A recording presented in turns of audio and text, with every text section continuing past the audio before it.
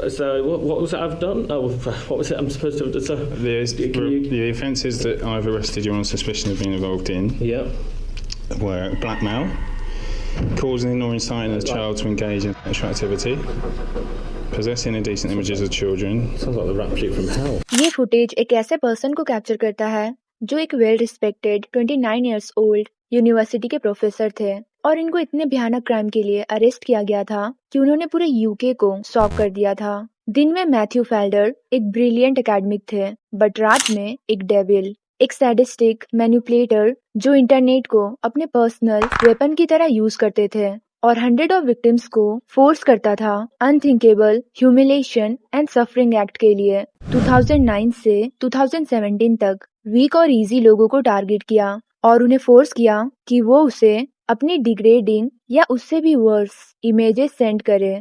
दूसरों को हार्म करने के लिए भी फोर्स करता था और अगर कोई उसे मना करता तो वो उन्हें धमकी देता था कि वो उनकी डार्केस्ट सीक्रेट्स को एक्सपोज कर देगा।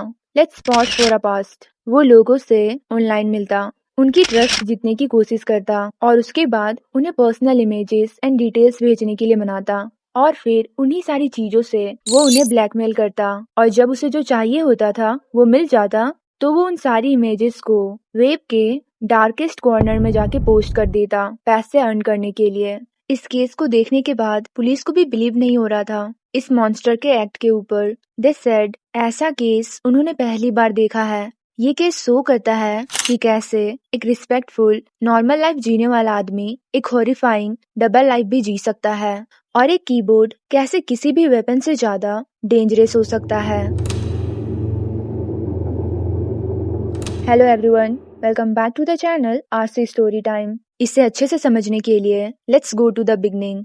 मैथ्यू फेल्डर एक अच्छे प्रिविलेज के साथ बड़ा हुआ।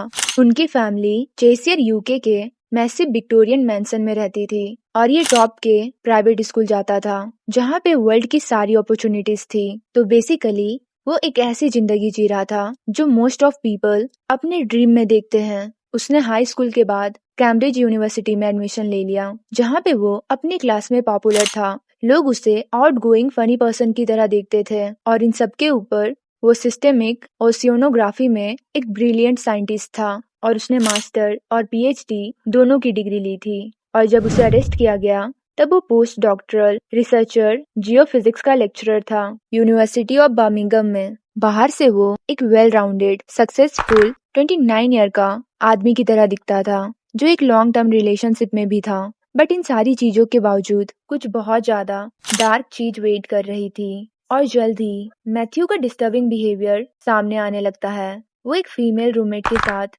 घर शेयर कर रहा था और उसने बाथरूम में सीक्रेटली कैमरा लगा दिया था और अपनी रूममेट को रिकॉर्ड कर रहा था और उस लड़की को इसके बारे में कुछ भी पता नहीं था। और एक पॉइंट पे तो मैथ्यू ने अपने फ्रेंड को इस चीज के बारे में बता दी और जैसे उस लड़की को ये बात पता चली तो मैथ्यू कस के हंसने लगा ये बोल के कि ये तो बस मजाक था, ये बस शुरुआत थी उसके डबल लाइफ की। बाहर से चार्मिंग बट अंदर से शैतान था वो। जैसे जैसे टाइम बीतता है तो उसका ऑब्सेशन बढ़ जाता है लोगों के प्राइवेसी को लेके। उसके 21st बर्थडे में उसने कैम्ब्रिज से अपने सारे दोस्तों को अपने पेरेंट्स के घर पे बुलाया एक बिग सेलिब्रेशन के लिए और सभी को लगा था कि वो बस उसका बर्थडे सेलिब्रेट करेंगे। बट मैथ्यू के माइंड में कुछ और ही चल रहा था। उसने इसे एक अपॉर्चुनिटी की तरह यूज किया और उसने सीक्रेटली गर्ल्स की वीडियो रिकॉर्ड करी एंड वहां से उसकी बिहेवियर एक अलग हॉरिफाइंग लेवल पे पहुंच गई। मैथ्यू ने एक फेक ऑनलाइन आईडी बनाई लीज नेम से और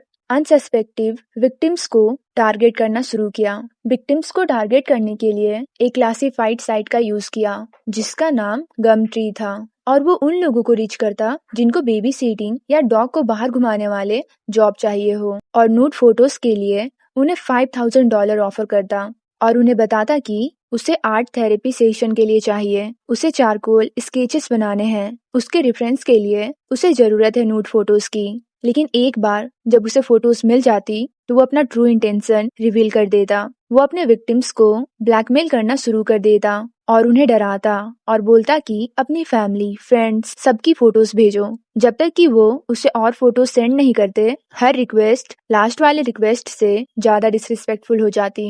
एक टेरिफाइड गर्ल खुद को प्रोटेक्ट करने के लिए इतनी डेस्परेट हो जाती है कि वो मैथ्यू को 200 फोटोज भेज देती है। उसे डर था कि कहीं मैथ्यू उसे एक्सपोज न कर दे। जितने ज्यादा विक्टिम्स उसकी डिमांड पूरी कर रहे थे, वो उतना उन्हें भेजने को बोल रहा था। मैथ्यू को अब बस पिक्चर्स नहीं चाहिए थे, उसे अब कुछ और ही चाहिए था। वो अपने विक्टिम्स को हॉरिफाइंग एक्ट्स रिकॉर्ड करने को बोल रहा था, जैसे कि वो उन्हें मैकडोनल्ड्स के टॉयलेट्स या ट्रेन स्टेशन के टॉयलेट्स के सीट या ब्रश को उनके जीप से लीक करने को बोलता। कुछ को तो उसने यूज्ड सैनिटरी प्रोडक्ट खाने को बोला और इवन डॉग फूड। एक मेल विक्टिम को तो उसने एक्सट्रीमली ब्लैकमेल किया। उसने उससे खुद का पॉटी खाने को बोला और टॉयलेट पीने को कहा। और जब एक 15 इयर्स का विक्टिम उसे समझाने की कोशिश कर रहा था ताकि वो रुक जाए, तब वो उसे कोल्ड मैनिपुलेटिव ईमेल सेंड कर रहा था, जैसे कि मैं तुम्हें 2 चॉइसेस देता हूँ। फर्स्ट, तुम्हें मेरे लिए और फोटोज लेने होंगे, स्लाइटली पहले वाले फोटो से डिफरेंट। सेकंड, मैं गुस्सा हो जाऊं और पैसे भेजने की जगह तुम्हारे सारे फोटोज के प्रिंट आउट्स तुम्हारे एड्रेस पे भेज दूं। उनके मोस्ट प्राइवेट और डिसरिस्पेक्टफुल इमेजेस का डर उन्हें उनके एंड पॉइंट तक ले गया।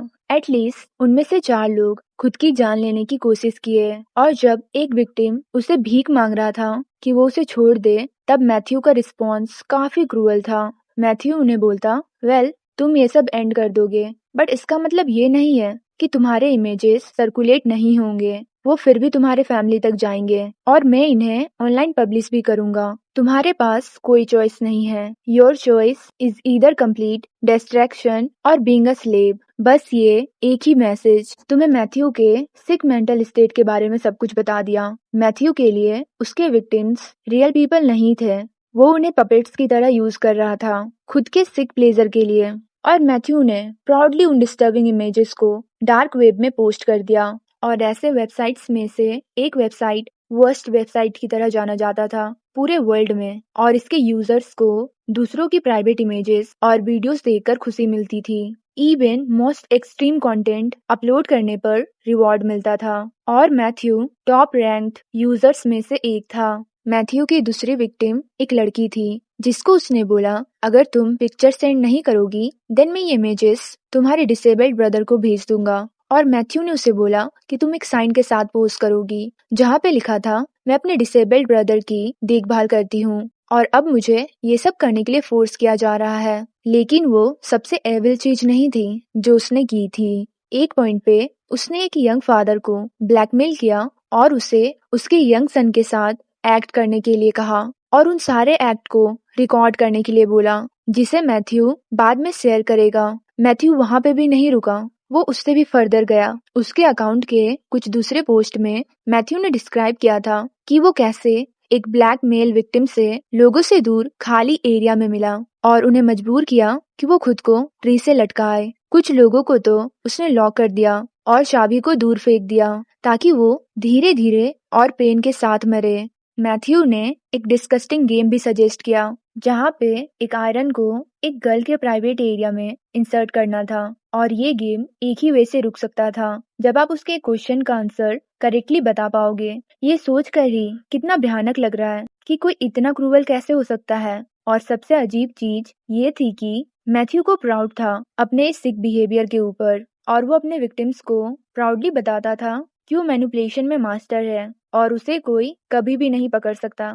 मैथ्यू ऐसे ईमेल्स यूज करता था जिन्हें समझना बहुत मुश्किल होता था और एडवांस सॉफ्टवेयर का यूज करता था और उसने अपने सारे ईमेल्स में रसिया का एड्रेस दिया था जिससे कि ब्रिटिश अथॉरिटीज को उसे ट्रैक करना नियरली इम्पॉसिबल था। ऑनलाइन उसके 70 डिफरेंट आइडेंटिटीज थे जिसके नाम in the garden 666 devil evil mind थे।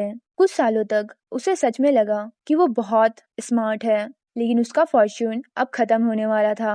2014 में मैथ्यू का सिक ऑनलाइन एक्टिविटी लॉ इन्फोर्समेंट के रडार में आ चुका था जब उसने अपने 666 डेविल अकाउंट पे एक डिस्कस्टिंग पोस्ट किया। पोस्ट में वो पूछ रहा था कि खुद के डॉटर को टॉर्चर कैसे कर सकते हैं नेशन वाइड जो लोग क्रिमिनल की सर्च करते हैं उन तक ये पोस्ट पहुंच जाता है by the national crime agency, जिन्होंने उन्हें बोला कि उस लड़की को ढूंढो और उसे प्रोटेक्ट करो। बाद में पता चला वो लड़की मैथ्यू की एक विक्टिम की बेटी थी। ये इन्वेस्टिगेशन 4 साल तक चली, जिसके बीच डिटेक्टिव्स को 666 डेविल से कनेक्टेड 2 और अकाउंट मिले, evil mind and in the garden. दोनों अकाउंट्स मैथ्यू अपने विक्टिम्स को पेनफुल चीजें बोलने के लिए यूज करता था।